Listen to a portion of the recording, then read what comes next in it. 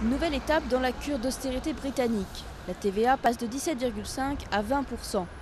Une hausse qui devrait rapporter plus de 15 milliards d'euros par an, réduire le déficit budgétaire et aider à combler la dette, d'après le gouvernement. Le public accueille cette nouvelle mesure de rigueur avec résignation.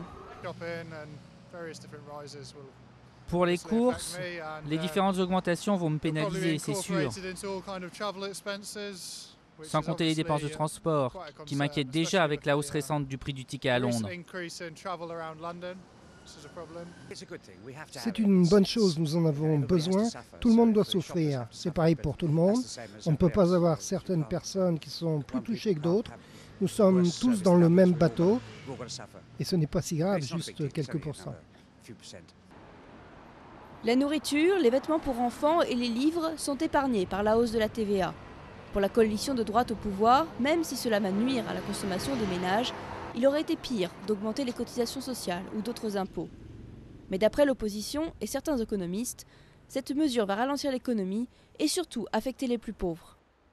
A consolidation package, be it through tax increases or spending cuts. Ces mesures économiques, qu'il s'agisse de hausse d'impôts ou de coupes budgétaires, touchent en général les plus pauvres. Une plus grande partie de leurs revenus est prélevée et on réduit en plus les dépenses dans les services publics, ceux fournis par le gouvernement. Or, ce sont eux qui les utilisent le plus.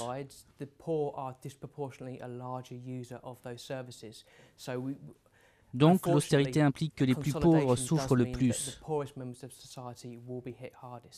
Fin 2008, pour enrayer la récession, les travaillistes au pouvoir avaient baissé la TVA à 15%, le minimum autorisé dans l'Union européenne.